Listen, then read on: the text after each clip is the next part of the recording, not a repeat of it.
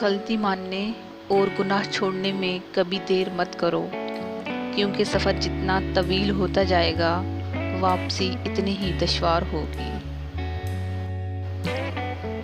یہ بات ہمیشہ یاد رکھو کہ دنیا کی محبت سے رب نہیں ملتا، لیکن رب کی محبت سے دنیا اور آخرت دونوں مل جاتی ہیں۔ جب بھی خدا سے دعا مانگو تو نصیب مانگو، عقل نہ مانگو، کیونکہ میں نے بہت سے عقل والوں کو نصیب والوں کے پاس غلامی کرتے دیکھا ہے۔ اپنے دوست سے اظہار محبت کرو تاکہ وہ بھی تم سے محبت کرے، اس کی عزت کرو تاکہ وہ بھی تمہاری عزت کرے، تم اسے اپنے اوپر ترجیح دو تاکہ وہ بھی تمہیں خود پر ترجیح دے۔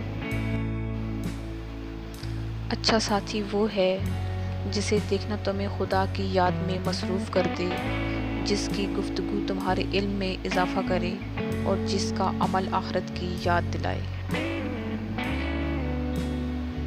اگر کوئی تم سے بھلائی کی امید رکھے تو اسے مایوس مت کرو، کیونکہ لوگوں کی ضرورت کا تم سے وابستہ ہونا یہ تم پر اللہ کی عنایت ہے۔